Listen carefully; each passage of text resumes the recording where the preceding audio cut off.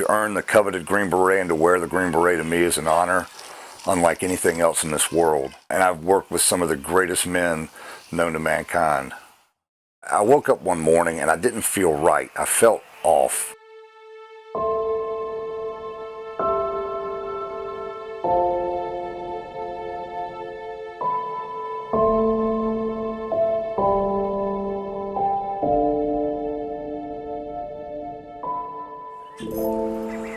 I'm Ted Lanier. I'm from Lanier, North Carolina.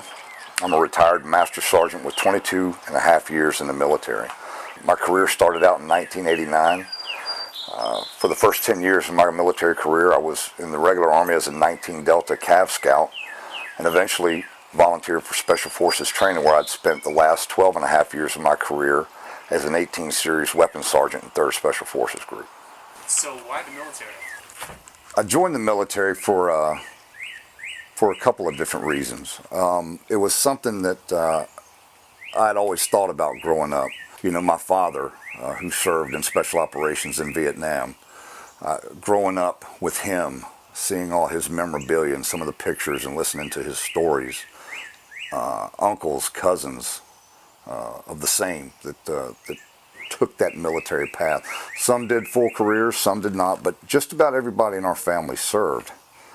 Well, to begin with, not only is Teddy my son, and of course I love him, but he and I really are not only father and son, but we are the best friends. He is literally my best friend. And we trade names back and forth, that of which I don't care to say anything of this nature right now. That might require some editing, but... It might, Oxenhead. Growing up with my dad, I wouldn't say was extremely easy, particularly because he was gone a lot. So that made it hard at some times because I considered him my best friend.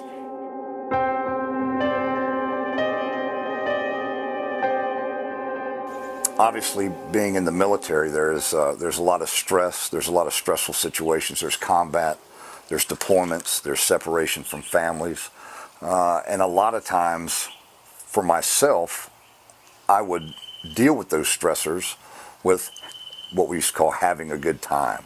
And what does having a good time consist of? Well, you know, for a bunch of guys in the military, such as myself, we like to drink. Substance abuse is something that I have dealt with for many, many years. You know, it started off as a teenager, and then it progressed into a daily thing as far as alcohol is involved, you know, throughout my 20s. I remember there was one time right before Desert Storm, I had to have dental surgery. And I was given a prescription medication. And to this day, I remember I really liked what that medication did to me. And from 2001 until 2017, I stayed on a opiate prescription for 17 years. Did I need those opiates? You know, there were times where I think I did. However, I just knew in the back of my mind, I liked the way they made me feel. So you see, I'm a guy that's high energy, and those drugs put me on another level of high energy. I felt as if I could perform at peak performance normal, but imagine the performance I could get out of using these types of medications. To me, they were stuff that amped an already amped up guy even more. And little did I know that opiate medication would eventually drive me to a place that no human being should ever have to experience.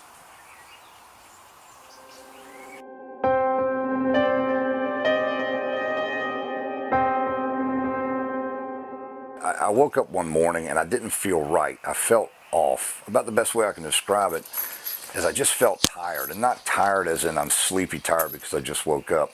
I just felt tired. And I'll never forget, I go to work and I was talking to a buddy of mine, and I told him what was going on, and he listened to me. And it was the first time I had ever decided to tell anybody about what I had been doing and the bad things that I couldn't shake and the habits that I couldn't shake. And I remember this day like it was yesterday. And I remember it was a very dear friend of mine, and he looked at me and he said, "It's okay. We all have times in our lives where we can't seem to manage, but things will turn around from you." And I took that to heart, and I know to this day he's a dear friend of mine, and he meant that.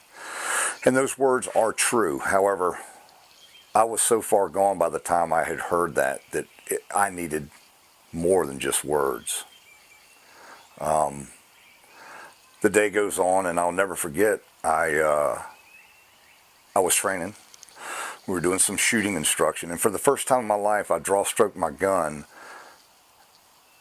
and I couldn't pull the trigger. For the first time in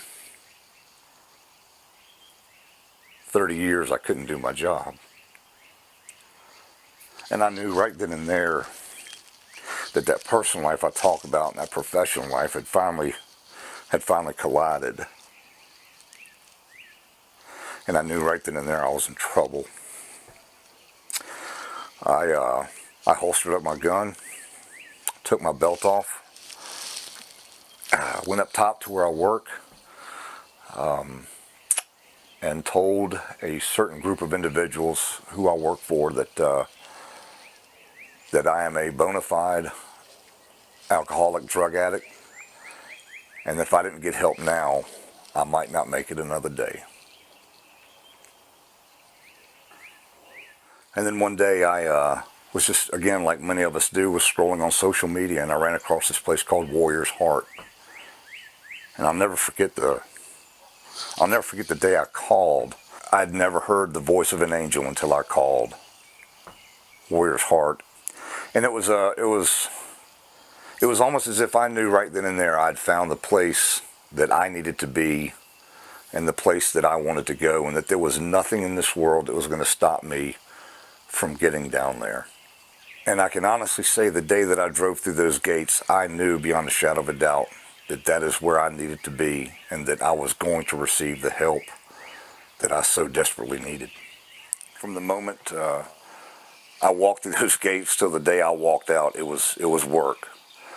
We put in work there. You had to work every single day for your life. I can't say enough for the facility itself.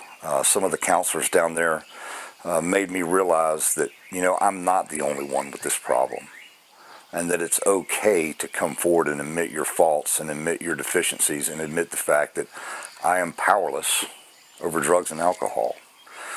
They gave me the tools to deal with situations of which I couldn't handle as it relates to post-traumatic stress disorder and certain psychological issues.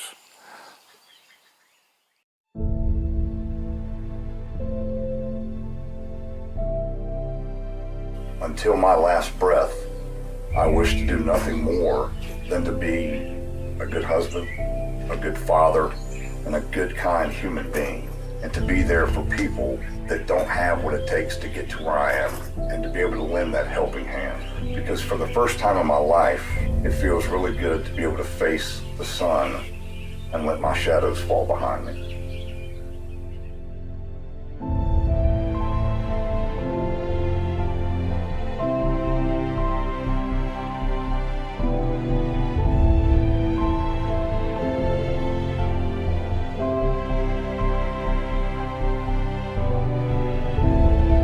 The changes of my dad were extraordinary. Now he's motivated me to become a better person.